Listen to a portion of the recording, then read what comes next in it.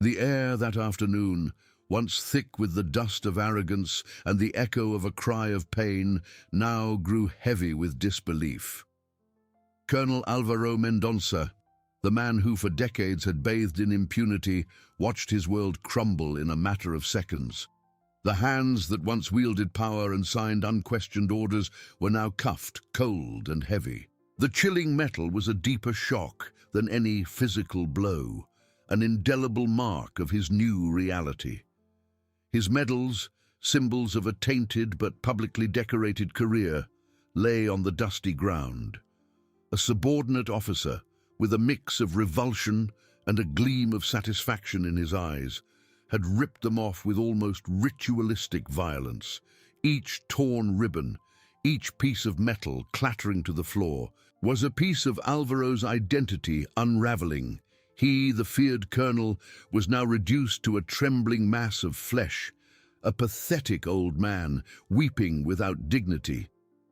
Tears streamed down an aged face, not from genuine remorse for the pain he had caused, but from an abject despair over the loss of everything he valued, his status, his power, his untouchability.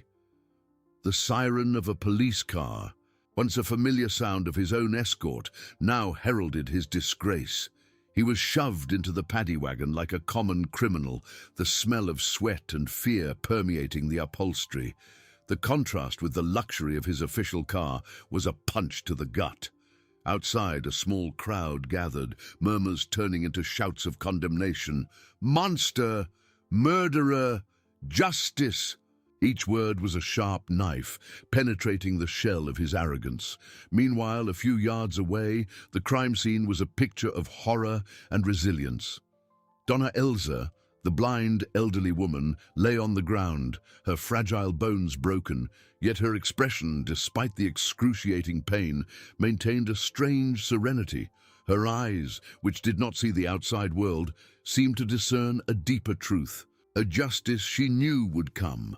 Beside her, paramedics worked with urgency, their calm voices contrasting with the storm that was brewing. And then she arrived. Maria Clara, the federal judge, burst onto the scene like a contained hurricane. Her dark hair flew, her eyes, normally focused and analytical, were now tear-filled, but with an intensity bordering on fire. The news had reached her brutally and directly. Her mother, her beloved mother, had been attacked, and the assailant was a name she knew well, a man she had secretly investigated for years, but had never been able to arrest. Seeing Donna Elsa on the ground, pain tore through Maria Clara. A silent scream tore her throat, but she swallowed it, transforming it into a steely resolve. The federal judge, known for her unyielding impartiality, was now a wounded daughter. The line between personal and professional blurred, but not in a way that compromised justice. Rather, it strengthened it. There would be no mercy, there would be no forgiveness. She knelt beside her mother, holding her wrinkled hand. "Mother, who did this?" Her voice was a hoarse whisper, but the question was rhetorical. She already knew. The paramedics tried to move her away, but Maria Clara was unyielding. "I am her daughter, and I am Federal Judge Maria Clara Vasconcelos. I want every detail now." The authority in her voice cut through the air, silencing any objection. In the paddy wagon, Alvaro Mendonça, still sobbing, heard her voice. The name, Maria Clara Vasconcelos. Blood ran cold in his veins. He had heard that name before in corridors of power, whispered with respect and fear. The judge who wouldn't bend, the woman who dismantled corruption schemes with a surgeon's precision.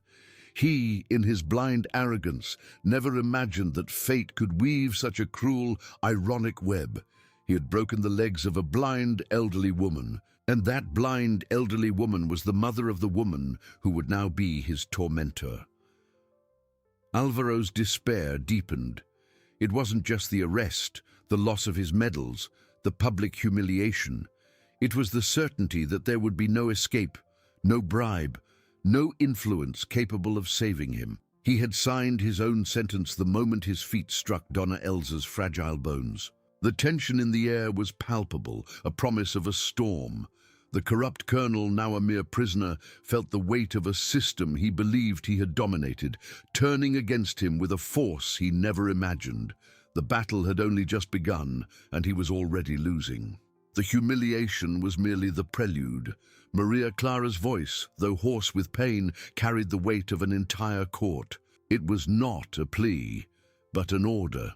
The paramedics, accustomed to the urgency of life and death, but not to the imposing presence of a federal judge in such circumstances, recoiled slightly, their movements now more cautious, almost reverent. The most senior police officer present, a sergeant with years of service, approached, his face pale. He knew he was treading on sacred and dangerous ground. Maria Clara did not wait for formal reports. Her eyes, which swept the scene with the precision of a forensic expert, fixed on the sergeant. The pain on her face was a thin veil over a glacial fury. She did not need words to understand the gravity of her mother's situation. The exposed bones, the pool of blood, the forced immobility. Everything screamed violence. "Sergeant," her voice was a thread of steel, "I want my mother in the best hospital in the city, with the best specialists, and I want every detail of this attack documented with the utmost rigor. Every witness, every angle, every piece of evidence.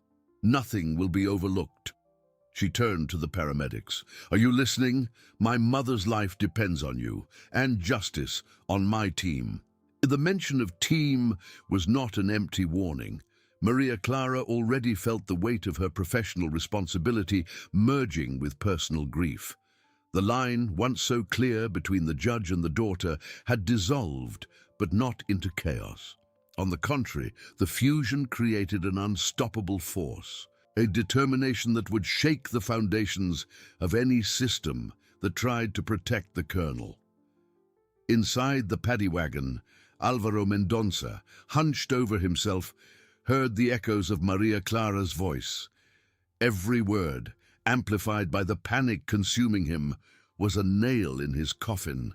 He tried to breathe, but the air seemed thick, heavy with the scent of his own ruin. The name Maria Clara Vasconcelos reverberated in his mind, a litany of terror.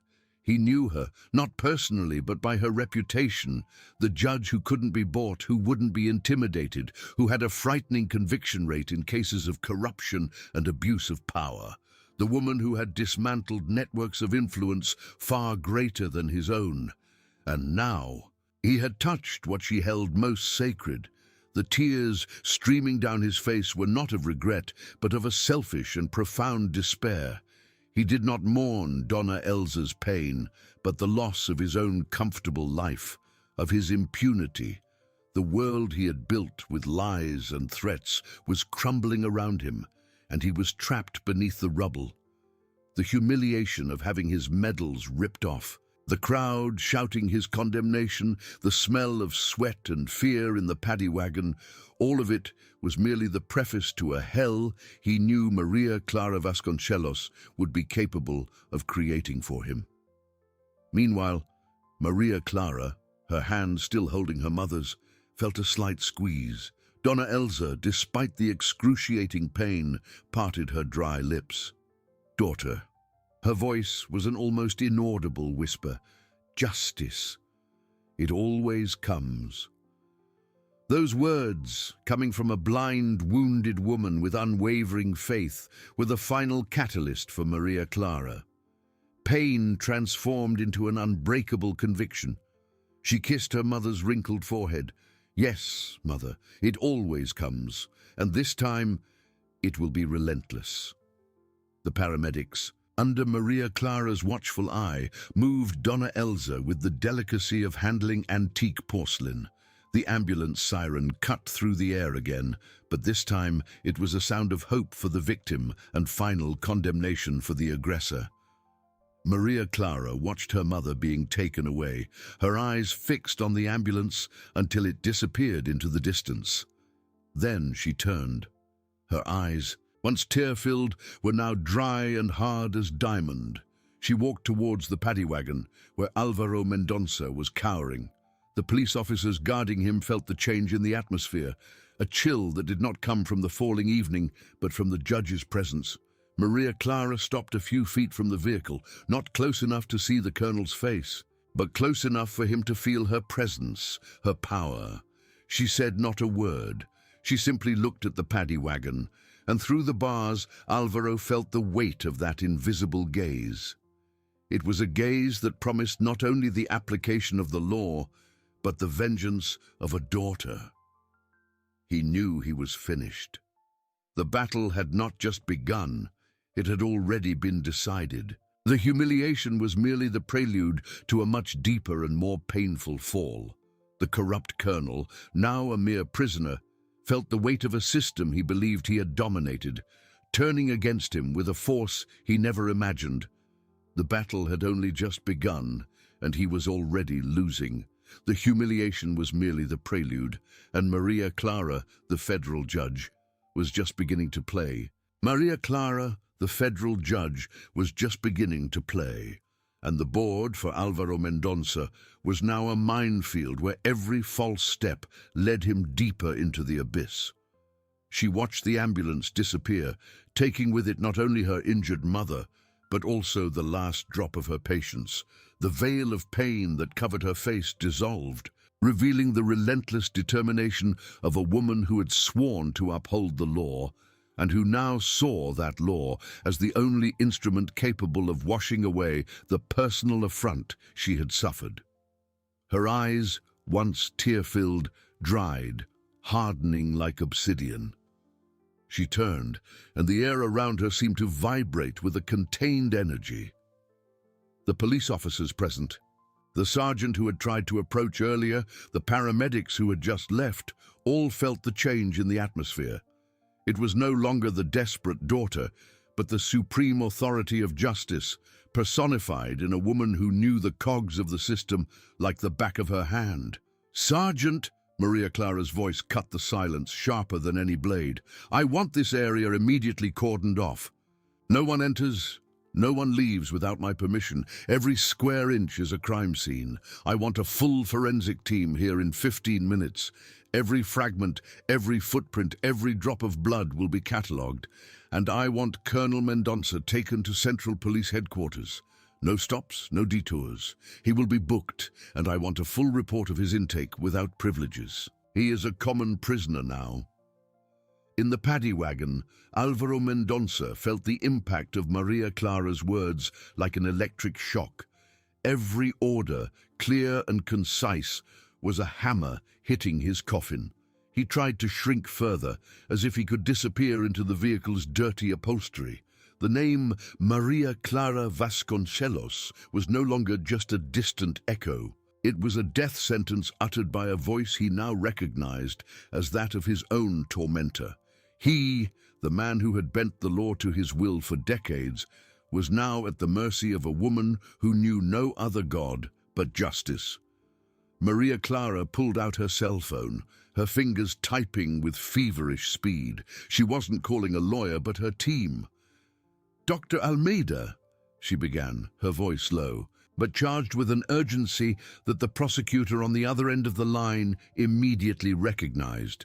"I need you and the entire white-collar crime investigation team. Now, Colonel Alvaro Mendonça has just broken my mother's legs. Yes, my mother. I want you to prepare a precautionary arrest warrant and begin a complete sweep of all his accounts, properties, and contacts. Leave no stone unturned. I want every illicit penny, every corruption scheme, every abuse of power exposed, and I want it yesterday." The call was quick, but the message was clear. The machine of justice, which Alvaro Mendonça had so despised, was being activated at its maximum capacity, and he was the target. The mention of his mother, Donna Elza, was not a lament, but a declaration of war. Maria Clara was not acting on emotional impulse, but with the calculating coldness of someone planning a battle strategy. Her personal grief had transformed into fuel for a relentless hunt. Meanwhile, the crowd around the paddy wagon grew. Cell phones were raised, recording the scene. Murmurs turned into a chorus of indignation. Corrupt! Jail him! Justice for the elderly woman! The news spread like fire in dry straw. Journalists, alerted by anonymous sources, began to arrive, their cameras and microphones ready to capture the fall of a man who, just hours earlier, had seemed untouchable. Alvaro Mendonça's public humiliation was just beginning, and Maria Clara knew that media pressure would be another tool in her arsenal. Alvaro, peering through the cracks of the paddy wagon, saw the camera flashes, heard the shouts. He felt cold sweat trickle down his forehead. He, who had always controlled the narrative, who had always had the press at his feet, was now the villain, the monster. The image of his medals ripped from his chest returned to his mind, a cruel reminder of his disgrace. He had lost everything in an instant of blind fury, an instant that now felt like an eternity of regret. But it was not regret for others' pain, but for his own ruin. Maria Clara approached the sergeant again. "I want all security cameras on the street, from neighboring buildings, from any establishment requested and analyzed. I want every second before, during, and after the attack. I don't just want proof of the crime, I want proof of premeditation, of brutality. I want the jury to see the cruelty in every detail." The federal judge was not just asking for justice, she was demanding retribution as complete and devastating as the pain her mother was feeling. She did not care about Alvaro's tears, about his despair. To her, he was just a criminal, and her mother, a victim crying out for justice, and Maria Clara Vasconcelos would ensure that cry was heard, loud and clear, in every court, in every news report, until the corrupt colonel paid for every one of his crimes. The battle had begun, and she would not rest until victory was complete. The ambulance siren fell silent in the distance, taking with it not only Donna Elza's physical pain, but also Maria Clara's last emotional barrier. What remained was a cutting coldness, the surgical precision of a mind accustomed to dissecting truth and dismantling lies. She watched the paddy wagon, a metal cage that now contained the man who had dared to touch the untouchable. There was no satisfaction in her gaze, only a stony resolve.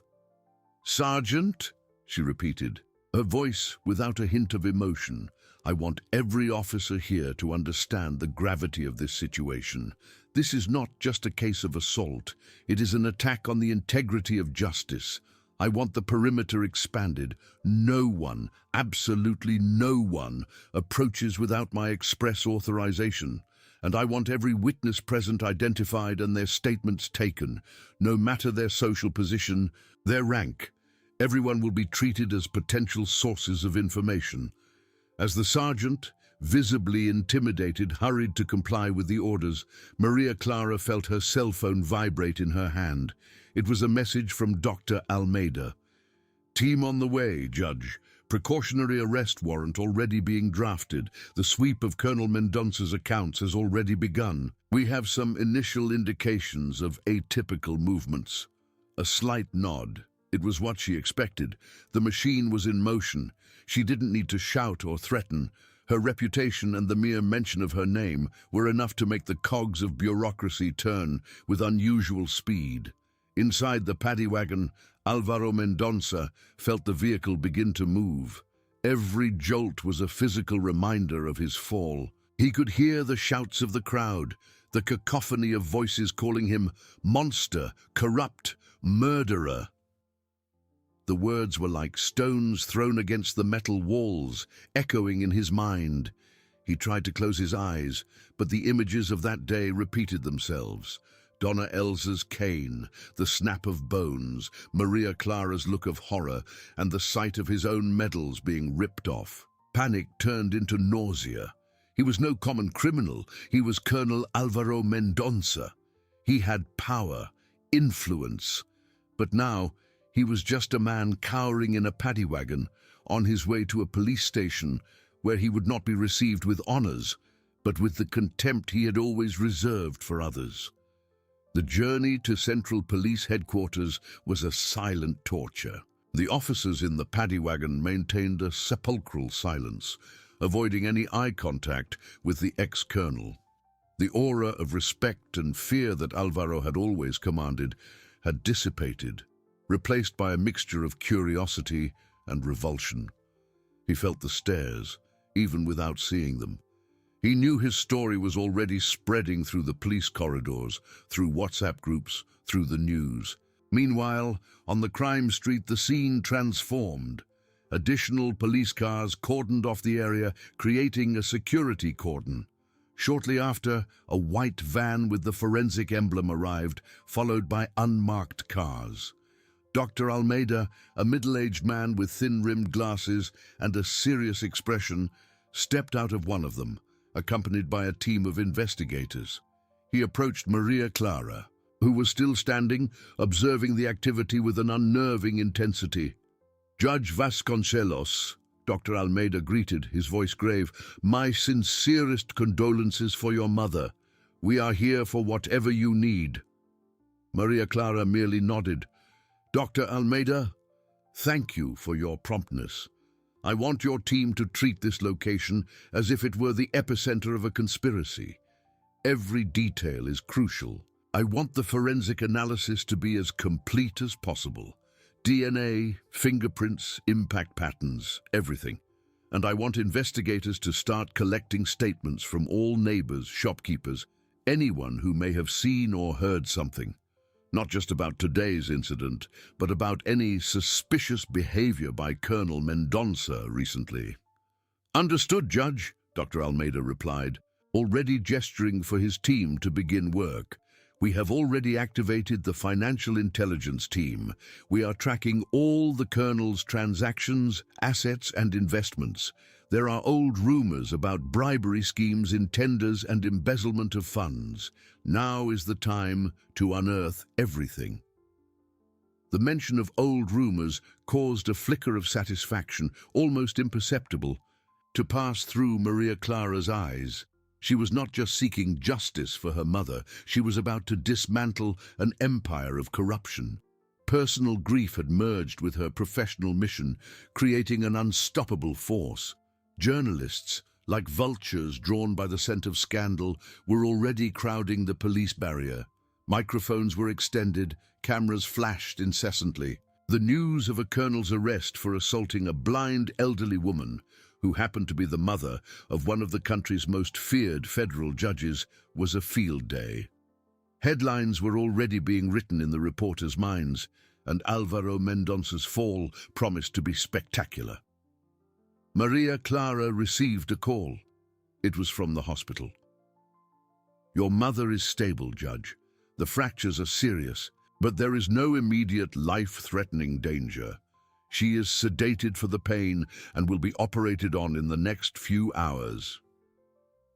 An almost inaudible sigh escaped Maria Clara's lips. Stable. Operation.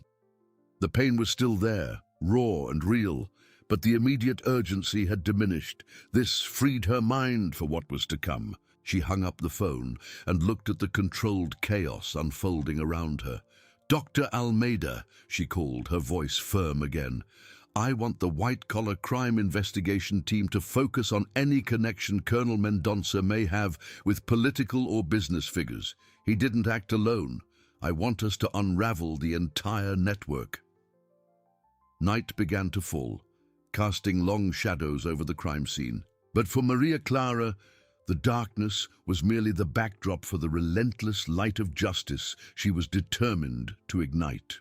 Colonel Alvaro Mendonça, in his temporary cell at the police station, still did not know the full extent of the hell Maria Clara Vasconcelos was preparing for him. He thought he had lost his medals and his freedom, but he was about to lose much more: his reputation, his legacy, and every vestige of his power. The hunt had only just begun, and the federal judge would not rest until the last thread of his web of corruption was undone. Night advanced, but for Colonel Alvaro Mendonça, time had stopped. In his temporary cell, The smell of cheap disinfectant and the dampness on the walls were a brutal contrast to the luxury of his apartment and the perfumed air of his Cuban cigars. He sat on the metal bunk, his hands cuffed in front of his body, his head bowed. The desperate crying from the street had ceased, replaced by an oppressive silence, broken only by the distant creak of a door or the muffled sound of voices in the corridor. He couldn't believe it. It couldn't be real. Álvaro Mendonça, the untouchable, the man who commanded respect and fear, was arrested. The medals, symbols of his authority and a life of pretense, had been ripped off, and with them, his very identity seemed to have gone too. He tried to think, tried to devise a plan, but his mind was in a whirlwind. The image of the blind old woman falling, the snap of bones, Maria Clara's gaze. It was a nightmarish sequence that repeated endlessly. The initial panic, the public humiliation, now transformed into a cold, growing rage. Rage at Maria Clara, at the old woman, at the world that dared to turn its back on him. He tried to stand, feeling the weight of the handcuffs. He needed to make a call. He needed to activate his contacts. But who? All those who flattered him, who benefited from his schemes, would now be the first to distance themselves, to deny any connection.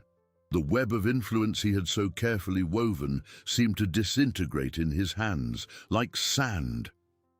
Meanwhile, outside the police station, Maria Clara Vasconcelos's machine operated with relentless efficiency. She hadn't gone home. She hadn't allowed herself a moment's rest. The grief for her mother was a silent but powerful engine, driving her with every new order, every new directive. Dr. Almeida, with his team of investigators and experts, worked tirelessly, transforming the crime scene into an open-air laboratory. Security cameras from neighboring buildings were already being analyzed. Each frame, each angle, was dissected. Witness statements were meticulously collected, their words recorded, their expressions observed. The story unfolding was clear and brutal. The assault was not an accident, but an act of uncontrolled fury, a demonstration of power that had turned against its own author. Judge Vasconcelos, Dr. Almeida approached, his face tired but his voice firm. "We have the first images. It's exactly as witnesses described.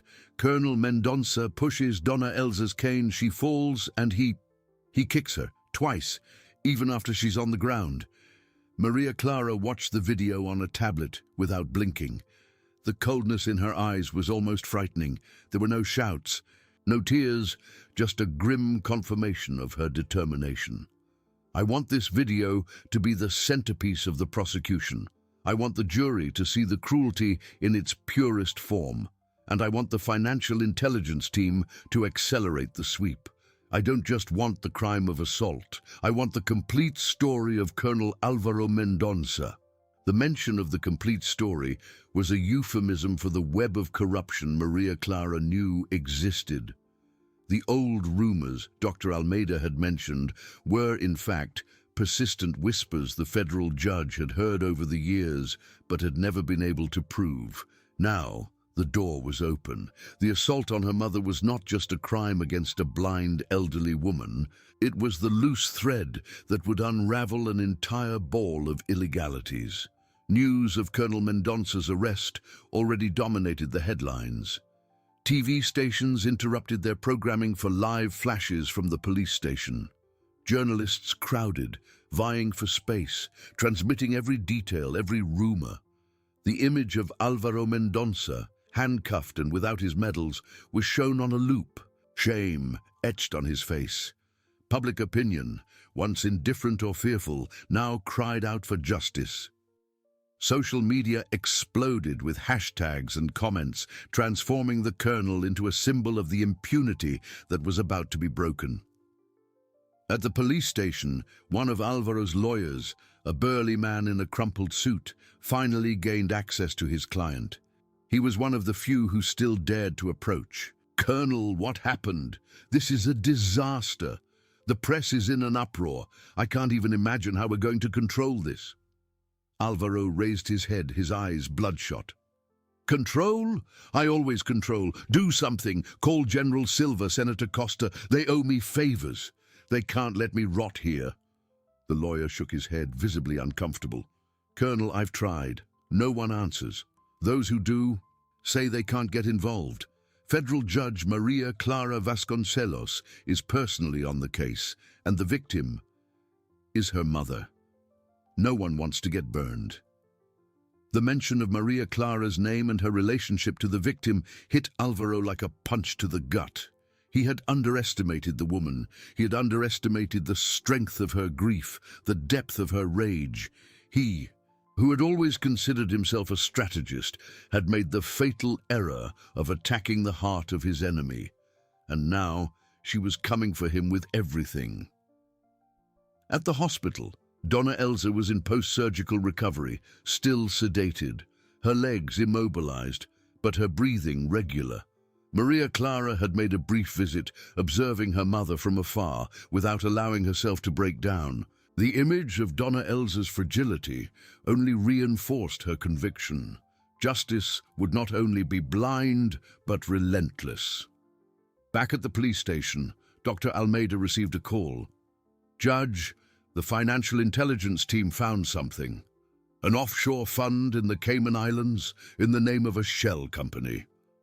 Movements of millions of dollars over the last 5 years, coinciding with suspicious public contracts. And we have indications that Colonel Mendonça is the ultimate beneficiary. A slight, almost imperceptible smile curved Maria Clara's lips. It was what she expected. The assault was just the tip of the iceberg. Colonel Alvaro Mendonça's fall would not only be for an act of brutality, but for the dismantling of an empire of corruption. The night, which had previously seemed dark and endless, now lit up with the promise of comprehensive and devastating justice. The hunt had transformed into an all-out war, and Maria Clara Vasconcelos was ready to fight until the last battle.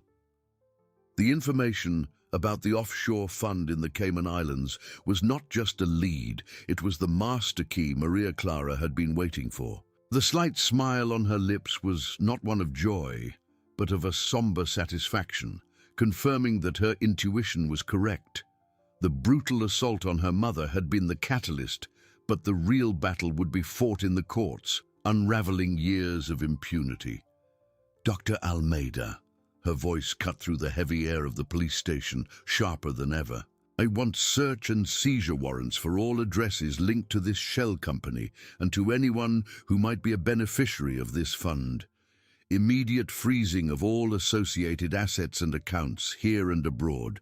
Contact Interpol if necessary. I don't want a single penny of this dirty money to escape. The machine of justice, under Maria Clara's command, accelerated to a vertiginous speed. Teams of federal agents and forensic accountants were mobilized. Night turned into day, and the offices of the Federal Police and the Federal Public Prosecutor's Office transformed into war operations centers, humming with activity. Every document, every transaction, every name was a link in the chain Maria Clara was determined to dismantle. In his cell, Alvaro Mendonça felt the ground beneath his feet crumble. His lawyer, visibly pale and sweating, returned with the worst news. Colonel, it's even worse. Judge Vasconcelos has secured an order to freeze all your accounts and assets, not just your personal ones, but those of several companies in the name of proxies. They found the fund in the Cayman Islands. They know. The words hit Alvaro like physical blows. The Cayman Islands. How? It was supposed to be impenetrable, a closely guarded secret. Cold sweat trickled down his forehead. The panic, which he had tried to suppress with rage, now completely overwhelmed him. His contacts, his friends, had not only abandoned him, they were hiding, fearing they would be next. He was alone, cornered. No, that's impossible, Alvaro roared, banging his handcuffs on the metal table. They can't prove anything. It's all speculation. Call General Silva again. Tell him that if I fall, many others will fall with me. He can't let me rot here. The lawyer shook his head, defeated. Colonel, General Silva isn't answering. No one is. The press is reporting the discovery of the offshore fund. The scandal is enormous. No one wants to be associated with you now. They're scrambling to protect themselves. News of the link between Colonel Mendonça and an international corruption scheme exploded in the media with the force of a bomb. Headlines, previously focused on the assault, now screamed about corrupt colonel, billion-dollar scheme, and bribery network. The image of Alvaro, handcuffed and humiliated, was the perfect face for popular indignation. Public opinion, already boiling over, cried out for exemplary punishment, not just for the aggressor, but for the corrupt. Maria Clara, oblivious to the media frenzy she herself had orchestrated, reviewed documents in her makeshift office at the police station. The grief for her mother was an open wound, but with every new piece of corruption evidence, she felt a renewed purpose. Her mother had been a victim, but her pain would be the instrument to dismantle an entire system. "Judge," Dr. Almeida approached, a gleam of exhaustion and triumph in his eyes. "We have the first results of the searches. We found coded documents at one of the addresses. It appears to be a parallel ledger with names and values, and at another, an encrypted hard drive. Our experts are already working to decipher it." A chilling smile touched Maria Clara's lips. "Excellent. I want every name in that ledger investigated. Every value, every date. No matter how high the position or how influential the person, no one is above the law. And regarding the hard drive, I want the most experienced team. We cannot lose a single piece of information." The hunt had turned into a siege. Colonel Mendonça, once a predator, was now the prey. His network of influence, which he believed to be unbreakable, began to unravel, piece by piece. With each new order from Maria Clara, a piece of Alvaro Mendonça's empire crumbled. He was about to discover that the fall of a powerful man was not just the loss of his medals, but the complete destruction of everything he had built and everyone he had corrupted. Night advanced, but for Maria Clara, the light of justice was just beginning to shine, relentless and devastating. The dawn advanced, but for Maria Clara, time had distorted, transforming into an uninterrupted succession of actions and decisions. The glow of the tablet screen, where the offshore fund information and the first data from the parallel ledger were displayed, illuminated her face, revealing an ironclad determination.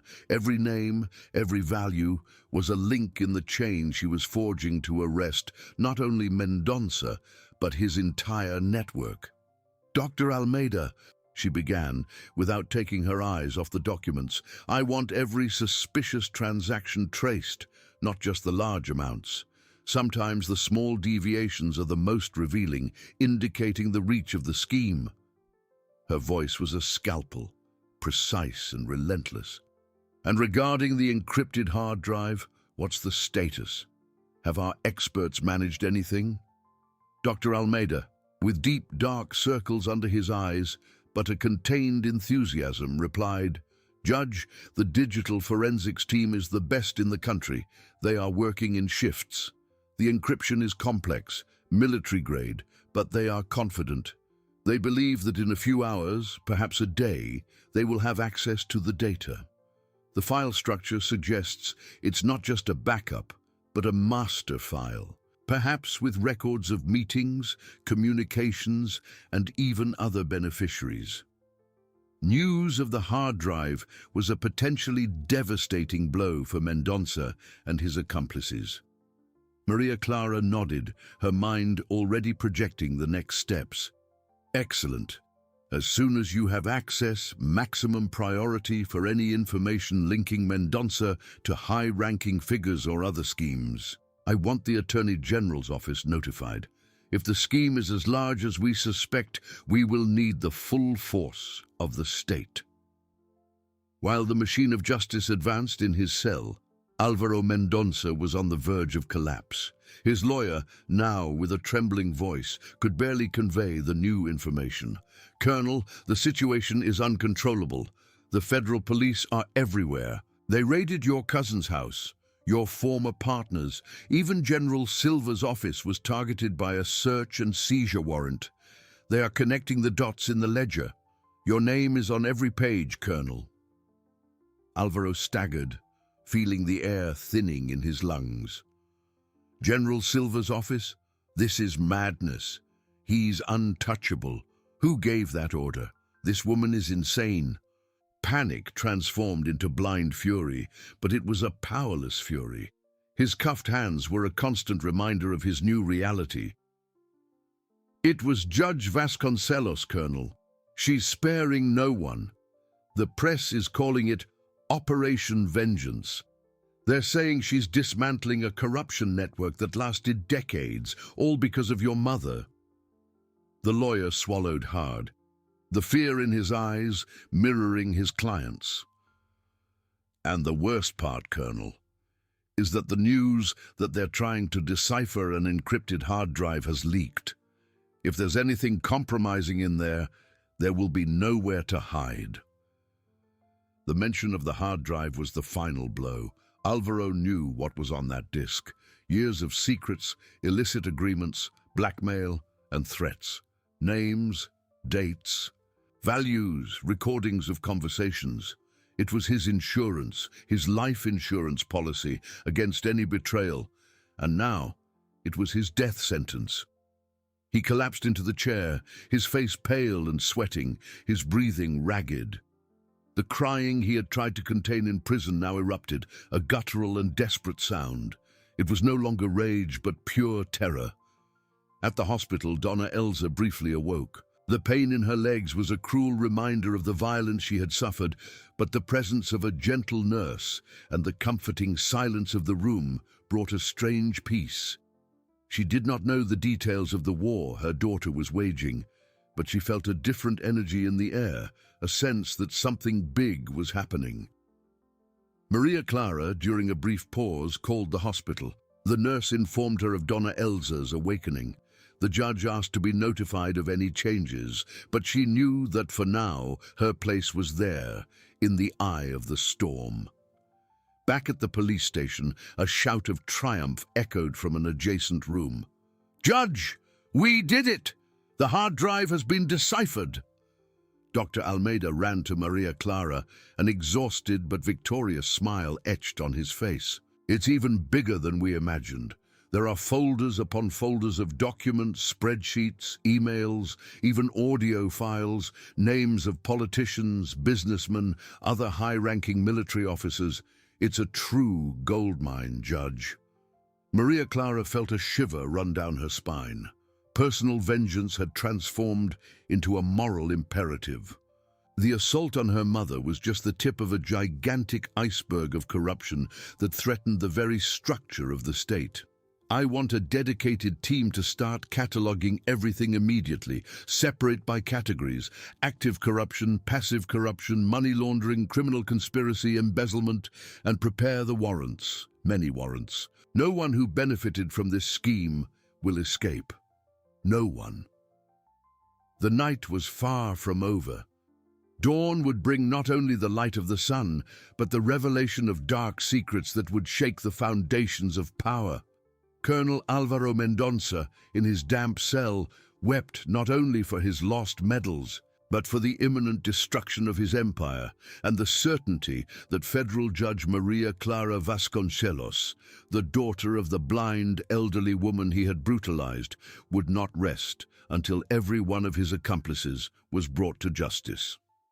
The hunt had ended, and the siege was complete. Now the harvest would begin, and it would be a vast and painful harvest. The shout of triumph that echoed from the digital forensics room was not just a sound, it was the prelude to a storm, the fuse of a silent revolution that would sweep through the corridors of power.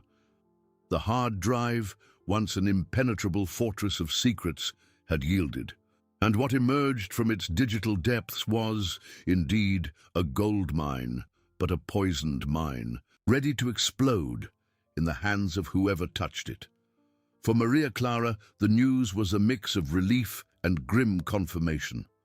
What she and her team found was not just evidence of corruption, but a detailed map of an illicit empire built on greed and impunity. Folder after folder opened, revealing complex financial spreadsheets, coded emails, audio recordings of secret meetings, fraudulent contracts, and a staggering list of names. High-ranking politicians, influential businessmen, other military officers with stars on their shoulders, all interconnected in a web of favors, bribes, and money laundering that spanned decades. It was the very structure of the state being corroded from within. Her mother's pain, the image of her broken legs, the humiliation of a man who considered himself above all else, all of it transformed into a cold and relentless fuel. Personal vengeance had transmuted into a moral imperative, a crusade for justice that admitted no hesitation. Dr. Almeida, Maria Clara's voice was firm, cutting through the pre-dawn air. I want dedicated teams assembled for each category of crime. Active corruption, passive corruption, money laundering, criminal conspiracy, embezzlement. Every name, every transaction, every conversation must be catalogued, cross-referenced, and verified. We cannot leave a single loose end. The police station, once a place of routine and bureaucracy, had transformed into a war operations center. Digital forensics experts, financial analysts, federal police agents, and public prosecutors worked side by side in a frenzy of activity. The smell of strong coffee mingled with that of paper and adrenaline. With each new discovery, a murmur of indignation ran through the rooms, fueling the collective determination. Meanwhile, in his damp, cold cell, Alvaro Mendonça was in a state of denial and terror. The crying, once a contained sob, was now a continuous lament, a guttural sound that echoed through the walls. The mention of the hard drive had been the final blow, the certainty that his world had irreparably crumbled. He knew what was inside. Every secret, every blackmail, every veiled threat, every proof of his own depravity. It was his life insurance policy against betrayal, and now it was his death sentence. He collapsed into the chair, his face pale and sweating, his breathing ragged. The crying he had tried to contain in prison now erupted, a guttural and desperate sound. It was no longer rage, but pure terror. At the hospital, Donna Elsa briefly awoke. The pain in her legs was a cruel reminder of the violence she had suffered. But the presence of a gentle nurse and the comforting silence of the room brought a strange peace. She did not know the details of the war her daughter was waging, but she felt a different energy in the air, a sense that something big was happening. Maria Clara, during a brief pause, called the hospital. The nurse informed her of Donna Elsa's awakening. The judge asked to be notified of any changes, but she knew that, for now, her place was there, in the eye of the storm. Back at the police station, a shout of triumph echoed from an adjacent room. "Judge, we did it! The hard drive has been deciphered!" Dr. Almeida ran to Maria Clara, an exhausted but victorious smile etched on his face. "It's even bigger than we imagined. There are folders upon folders of documents, spreadsheets, emails, even audio files, names of politicians, businessmen, other high-ranking military officers. It's a true gold mine, Judge." Maria Clara felt a shiver run down her spine. Personal vengeance had transformed into a moral imperative. The assault on her mother was just the tip of a gigantic iceberg of corruption that threatened the very structure of the state. I want a dedicated team to start cataloging everything immediately, separate by categories.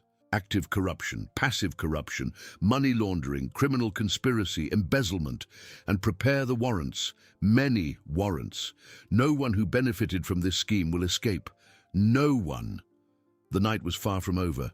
Dawn would bring not only the light of the sun, but the revelation of dark secrets that would shake the foundations of power.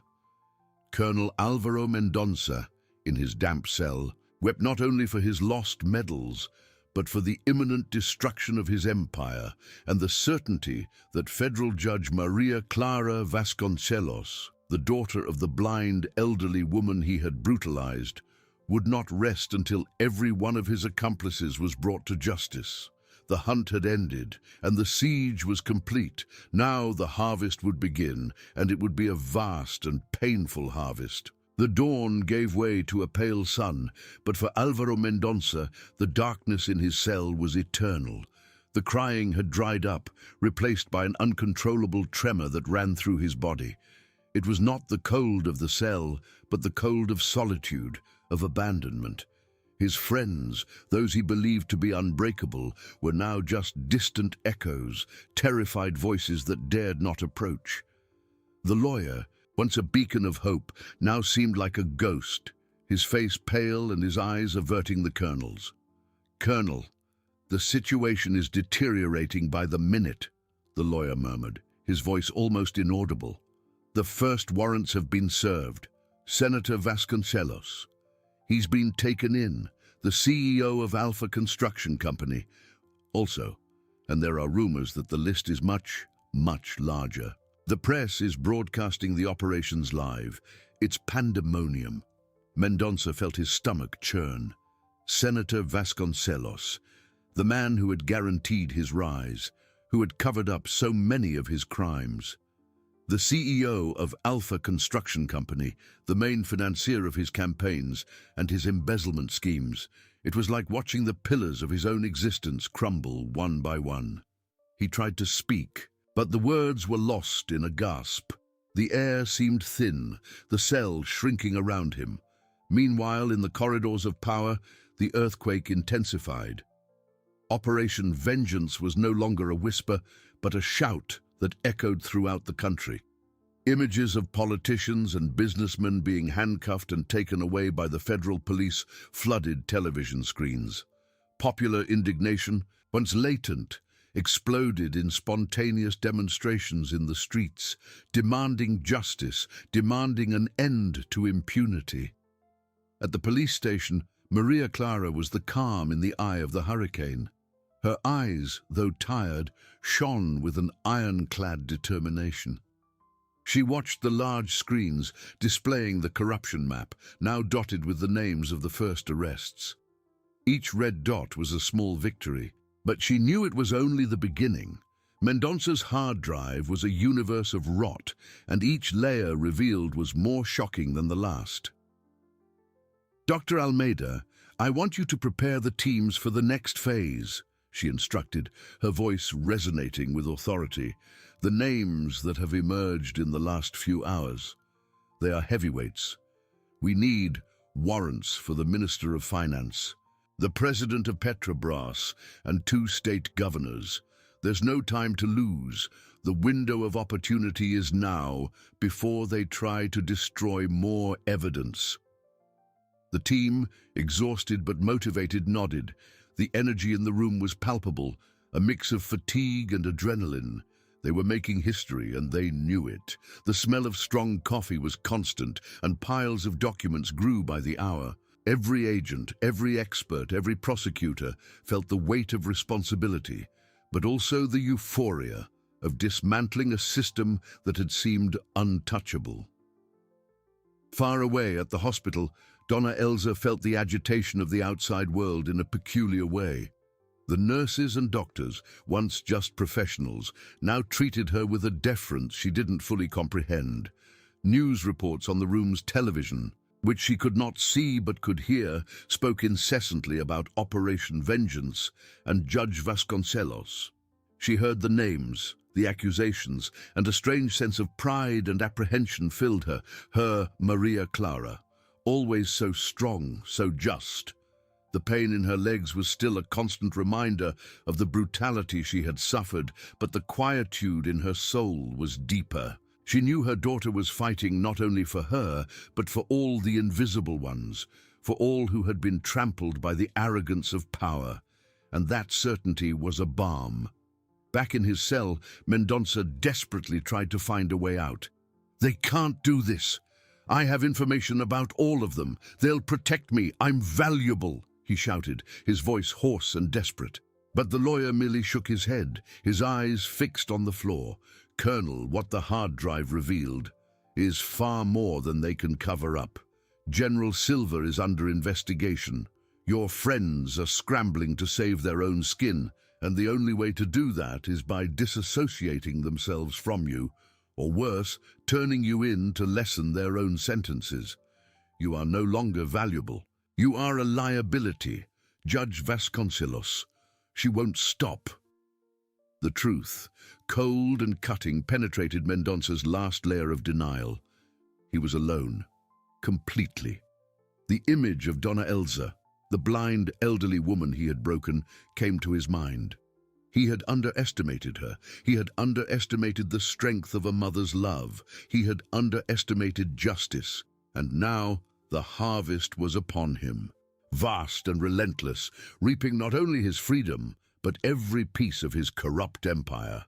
The shout of triumph that echoed from the digital forensics room now transformed into a collective lament of the powerful falling, a sound that Maria Clara, in her incessant search for truth, heard as the melody of justice being served. Dawn brought not only light, but the revelation that no power, however deeply rooted it was, could resist the force of a mother and the relentless hand of the law. The system was crumbling, and he was the first to be crushed under his own rubble. The system was crumbling, and he was the first to be crushed under his own rubble. In that cell, Colonel Alvaro Mendonça was no longer the man who once trampled the weak with impunity. He was a spectre, an echo of arrogance that dissolved into panic.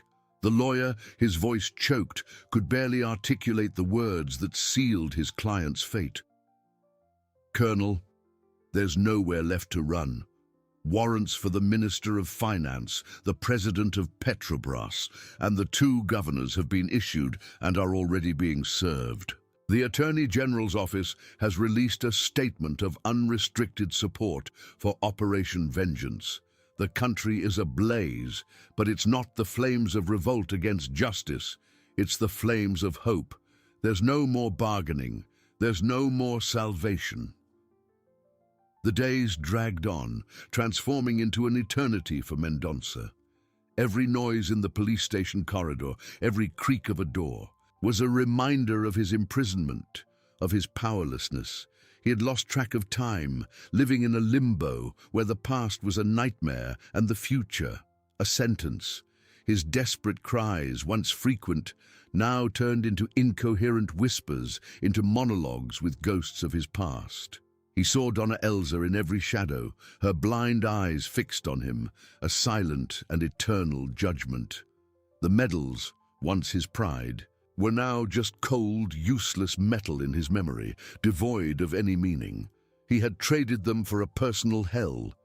Meanwhile, Operation Vengeance advanced with relentless veracity.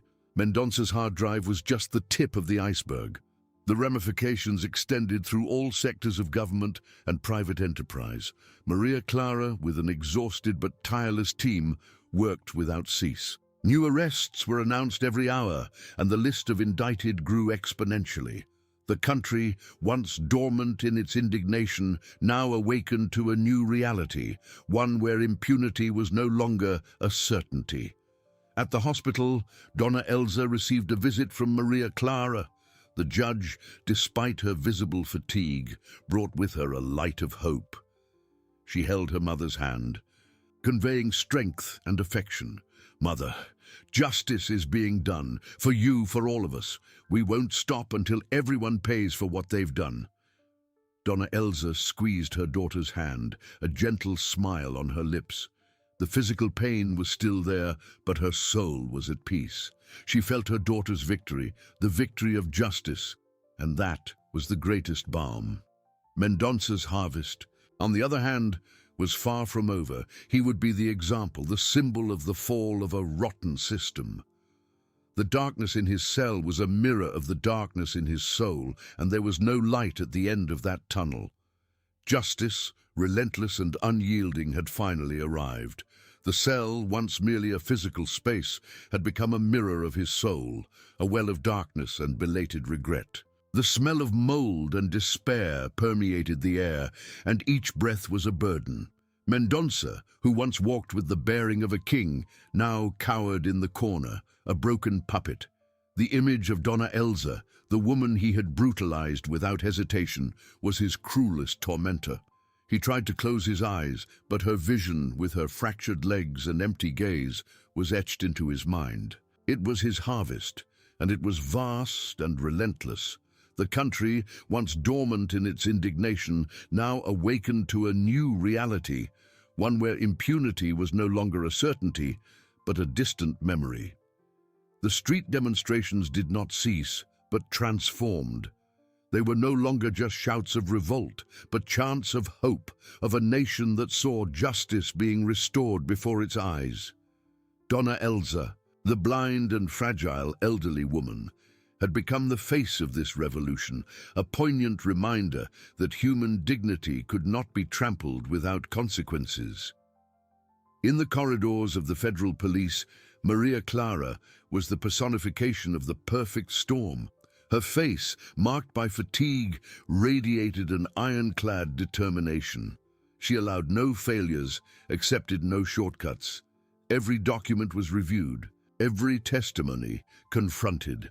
The pressure was immense, veiled and explicit threats multiplied, but the judge did not waver.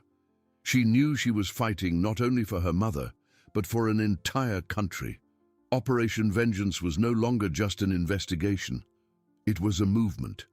Back in his cell, Mendonça heard fragments of news reports leaking through the corridors. Every name of a former ally, every headline about a new arrest, was a nail in his own coffin. The lawyer, now a faded and defeated figure, visited him less and brought only bad news. The latest, the Attorney General's office had announced the creation of a permanent task force to dismantle the rest of the network, and Mendonça's name would be the first to be tried, in a process that promised to be the most media-intensive in the country's recent history. He would be the example, the symbol of the fall of a rotten system.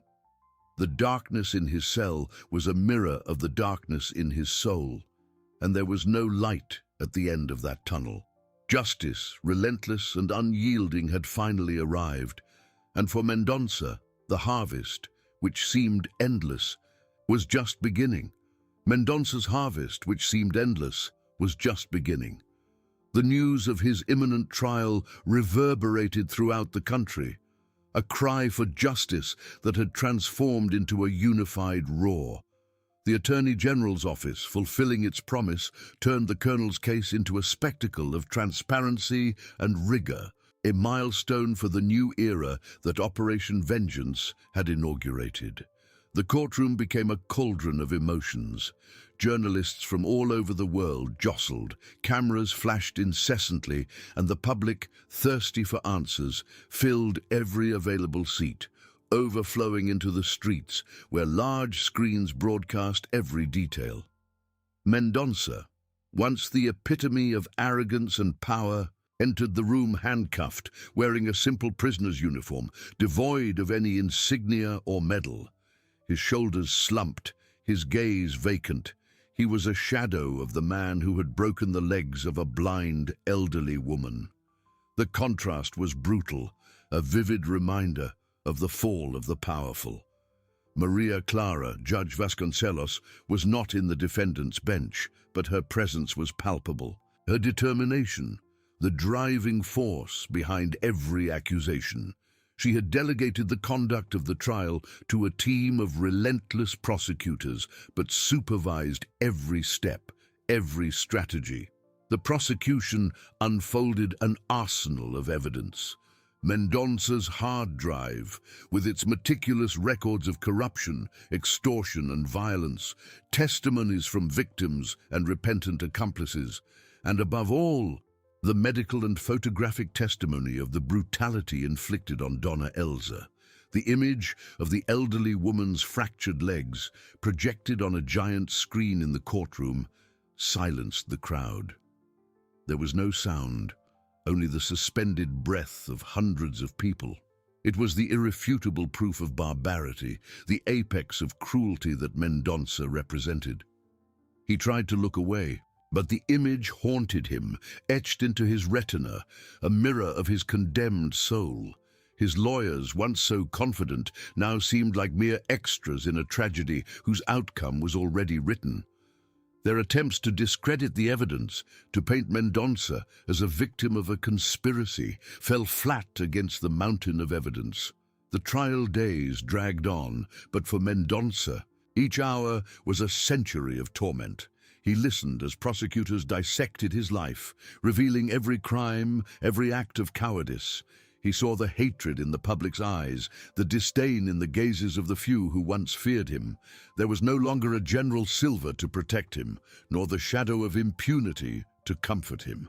He was naked, exposed, his empire of lies and violence crumbling under the weight of truth. The day of the verdict arrived. The tension was almost unbearable. Maria Clara was present, sitting discreetly in the front row, her face a mask of solemnity. Mendonça, pale and trembling, awaited the sentence. When the judge uttered the words, "Guilty on all counts," a collective sigh of relief and satisfaction swept through the courtroom. In the streets, the crowd erupted in applause and shouts of "Justice!" The sentence was exemplary.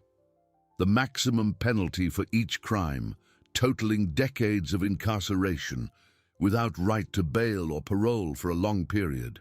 Mendonça would be transferred to a maximum security penitentiary, where he would spend the rest of his days. Upon hearing the sentence, he collapsed. There were no shouts of rage, only a deep groan, a dry and desperate cry that echoed in the silenced room. He tried to stand, but his legs gave way, and he fell to the floor, a heap of flesh and despair. The handcuffs clattered, a metallic sound that sealed his fate. At the hospital, Dona Elsa listened to the news with Maria Clara by her side. The daughter held her mother's hand, conveying the strength of an unwavering love. "Mother, he has been condemned. Justice has been served." Dona Elsa squeezed Maria Clara's hand, a serene smile illuminating her face.